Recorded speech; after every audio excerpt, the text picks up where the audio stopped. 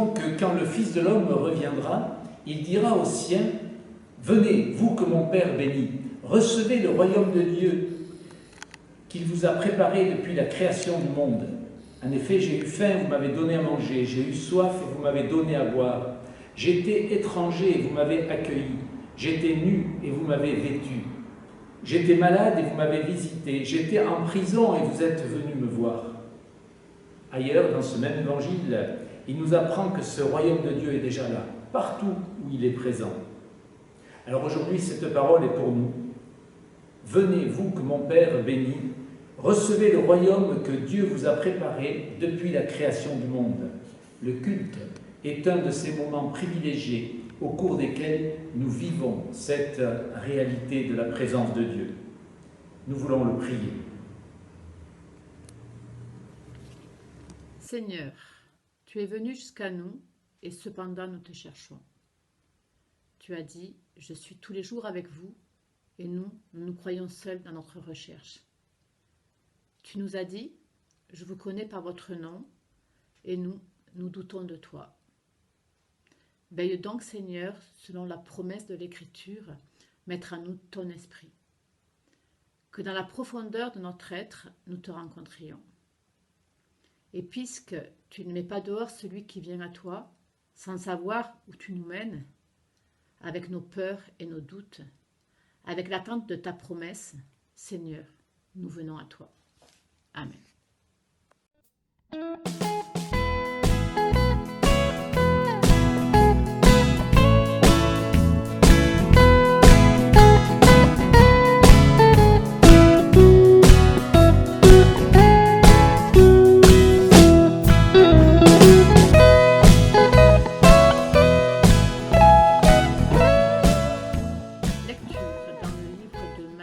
Chapitre 25, versets 31 à 46. Quand le Fils de l'homme viendra dans sa gloire avec tous ses anges, il s'assoira sur son siège de roi tout-puissant. On rassemblera tous les peuples devant lui, et il séparera les gens les uns des autres comme le berger sépare les moutons des chèvres. Il placera les moutons à sa droite et les chèvres à sa gauche. Alors le roi dira à ceux qui sont à sa droite, « Venez, vous que mon Père bénit, recevez le royaume que Dieu vous a préparé depuis la création du monde. En effet, j'ai eu faim et vous m'avez donné à manger.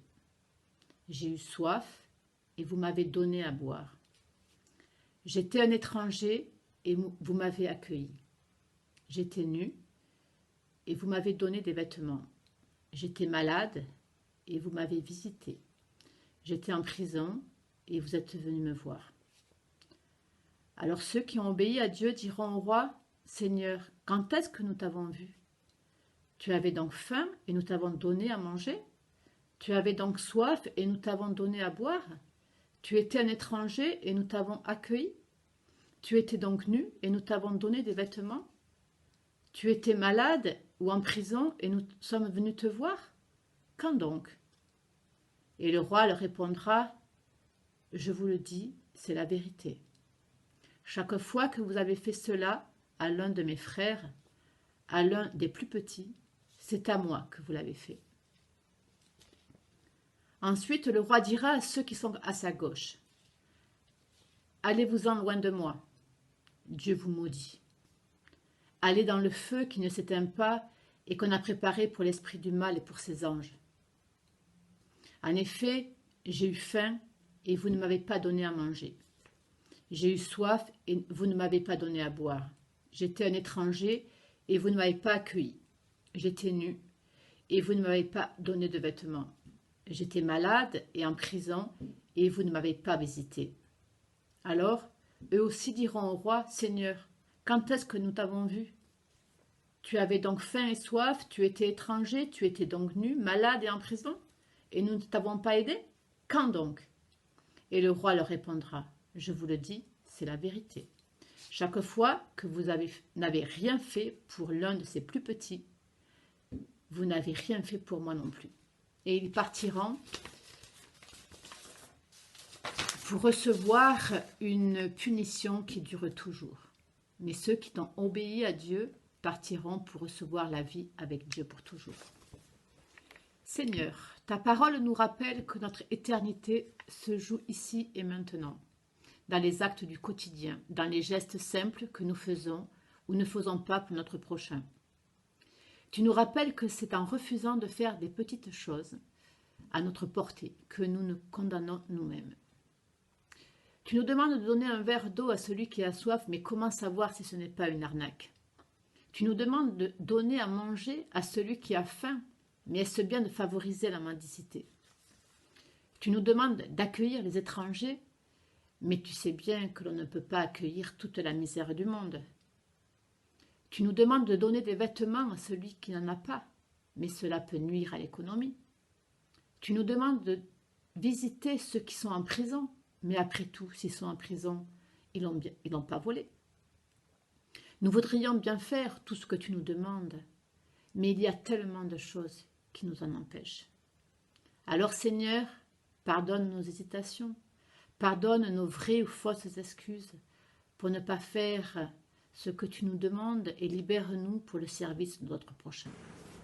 Contrairement à ce qu'on a souvent fait, ce texte n'a pas pour but de culpabiliser et de faire peur en parlant de jugement, mais de donner de l'importance aux petites choses que nous faisons ou ne faisons pas pour les plus petits de ce monde. Le but est de nous rappeler que nos actes ont des conséquences beaucoup plus importantes que ce que nous imaginons généralement. Donner ou ne pas donner un verre d'eau peut être décisif pour celui qui le reçoit comme pour nous. Le jugement, en fait, donne au temps présent sa valeur décisive, son sérieux. Mais il ne détermine rien en lui-même. Ce qui importe, c'est le verre d'eau que je donne ou ne donne pas aujourd'hui.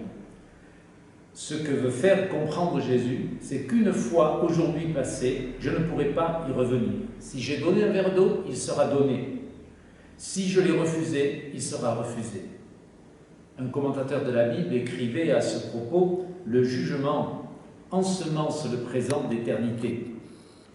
Ce qui est important, ce n'est pas le jugement, mais c'est ce que nous faisons pour les petits de ce monde dans le temps actuel. C'est le sens de cette affirmation de Jésus. Le jugement vient récapituler, dit-on en termes théologiques, ces gestes simples et les transposer d'une certaine manière sur le plan de l'éternité.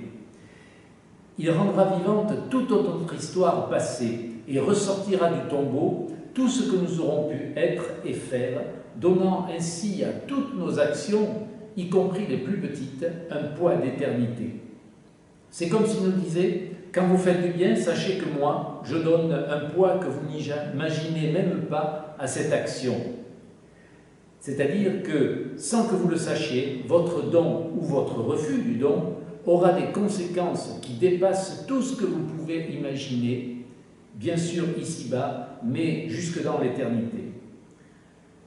Dans cette lecture du texte, deux écueils me semblent être à éviter. Celui des pharisiens, qui étaient de tellement insister sur le jugement qu'ils ne voyaient plus que lui et en faisaient un acte divin destructeur. Celui qui partage cette approche vit généralement avec la peur de mal faire, une peur paralysante. Ou bien, comme les Sadducéens, oublier le jugement et, ne voyant que la vie présente, s'épuiser dans un activisme sans sérieux, sans conséquences éternelles. Jésus lui propose une troisième voie, donner de l'importance à nos actes de solidarité, en sachant que le jugement leur donnera ce poids d'éternité. Nos actions de solidarité meubleront le paradis, disait quelqu'un. Il est une autre chose importante dans ce texte, c'est que Jésus ne parle pas de l'amour des petits. Il n'emploie pas le verbe « aimer » dans tout ce texte, mais le verbe « servir ». On ne peut pas aimer des inconnus, mais on peut leur rendre service, les aider. Je ne peux pas aimer tous les Arméniens du Haut-Karabakh, j'en connais aucun, mais je peux donner à une collecte qui est faite pour eux, par exemple. Ailleurs, Jésus nous demande d'aimer notre prochain, celui qu'on connaît. Mais là, dans ce texte, il va plus loin. Il nous demande de servir aussi celui qu'on ne connaît pas ou très peu. On ne peut pas se forcer à aimer quelqu'un qu'on ne connaît pas, mais on peut faire l'effort de lui rendre service. Dernière chose que je voudrais souligner dans ce texte, et si vous êtes un bon protestant, vous me direz que c'est une théologie du salut par les œuvres, à moins que vous ne voyiez cet élément important qui évite ce piège. C'est le fait que les justes ne savent pas qu'ils ont fait quelque chose pour Jésus, pas plus que les rejetés d'ailleurs. Ils sont tous surpris par le verdict du juge. Dans un cas comme dans l'autre, le jugement révèle ce que les concernés ne savent pas d'eux-mêmes. Au début de son évangile, Matthieu invitait à une éthique du secret. Que ta main droite ne sache pas ce que fait ta main gauche, disait-il. À la fin, c'est à une éthique de l'insu qu'il nous ouvre. Le bien se fait sans qu'on le sache. Le bien se fait sans qu'on le sache. Et il nous est justement demandé d'être attentifs aux souffrances rencontrées, d'y répondre autant que nous le pouvons, sans nous poser plus de questions, car de toute façon, les conséquences profondes de nos actes ne seront connues qu'à la fin, nous dit Jésus. Et il arrive même quelquefois que ces conséquences de nos actes, le jugement de Dieu porté sur ces actes, n'attendent pas l'éternité. Je voudrais vous raconter une histoire vécue il y a quelques années, alors que je travaillais au service protestant de mission, le DEFA. Un homme, conseiller presbytéral dans sa paroisse, est venu me voir, ça n'arrivait pas tous les jours, en me proposant le financement de plusieurs petits projets en Afrique et en Haïti, à hauteur d'un peu plus de 200 000 €. Bien sûr, ce monsieur tout à fait respectable, ancien directeur des ressources humaines d'une grande banque, a commencé par m'expliquer d'où venait cet argent. Et l'histoire est à peine croyable. Il y a maintenant bien quelques années, il avait donné la pièce à un couple de mendiants et il leur a parlé. Ce couple lui a expliqué qu'ils étaient des réfugiés roumains réduits à la mendicité. Alors, ce monsieur leur a proposé un travail dans sa banque.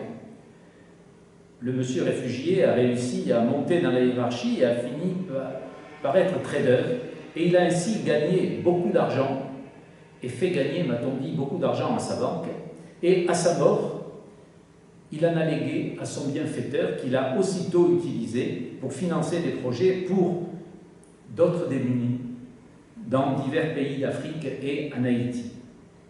Voilà comment un verre d'eau, une petite pièce de monnaie donnée à un mendiant, a eu des conséquences qui dépassent complètement celui qui a donné comme celui qui a reçu. Voici comment un acte de solidarité extrêmement simple a pu ensemencer des vies jusque dans l'éternité. Loin d'être là donc pour nous effrayer, ce passage devrait nous rassurer car pour faire l'œuvre de Dieu, point n'est besoin de faire de grandes choses. Donner un verre d'eau suffit, c'est à la portée de tous. Nous ne pouvons pas régler les problèmes de ce monde tout seul, mais ce n'est pas ce qui nous est demandé. Ce qui est attendu de nous, c'est un acte simple que nous pouvons tous faire, donner un verre d'eau, aider les plus petits qui se trouvent sur notre chemin. Alors, allons donc et donnons des verres d'eau aux assoiffés, nourrissons des affamés, donnons un vêtement à ceux qui n'en ont pas. Allons et faisons. Amen. Je vous invite à confesser notre foi. En 1984, alors que le pays était submergé par les réfugiés, l'Église de Djibouti a écrit cette confession de foi à laquelle je vous invite à vous associer de cœur aujourd'hui. Je crois à la miséricorde de Dieu. Il est venu partager la condition des plus pauvres qui sont victimes de l'oppression politique, des accidents économiques et de toute domination idéologique. Par la naissance du Christ, je découvre que les réfugiés sont nos frères et que le Seigneur les aime, eux, en priorité. Je crois aussi à la miséricorde de Dieu pour les responsables de toutes ces souffrances. C'est par révolte contre le Seigneur de toute vie ou par idolâtrie d'une idéologie qui méprise ou écrase leurs frères, mais ils s'enferment dans la solitude et la peur. Sur la croix, Christ leur offre le pardon. Il les appelle à changer de vie et à reconnaître leurs frères. Je crois à la miséricorde de Dieu pour moi aussi. Bien souvent, j'ai renié mes frères, sourds et aveugles à leur souffrance. Peut-être même ai-je participé à leur oppression. Bien souvent, j'ai perdu courage. J'ai fui, j'ai abandonné ma vocation. Mais sur la croix, le Christ m'a pardonné à moi aussi. Et ressuscité, il vient en moi et m'appelle de nouveau à sa suite. Par son esprit, il me redonne l'espérance à partager et le courage de le servir.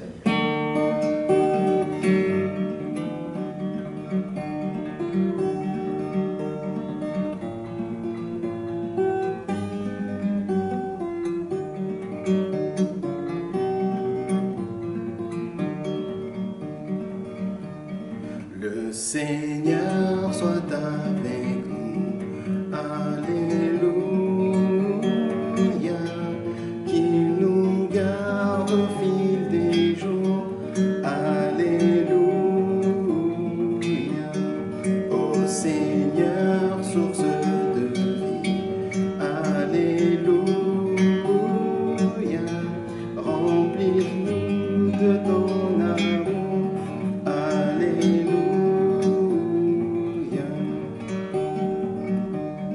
Gloire au Père et gloire au Fils, Alléluia. Gloire soit au Saint-Esprit, Alléluia.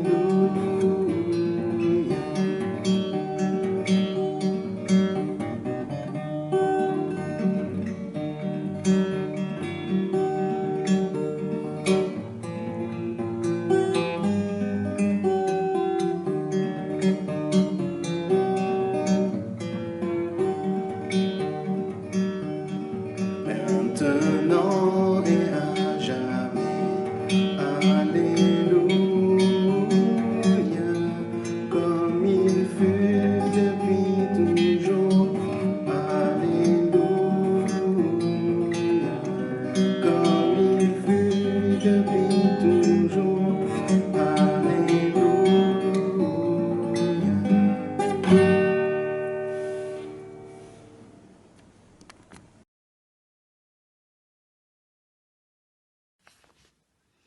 Seigneur, fais de ma vie une offrande.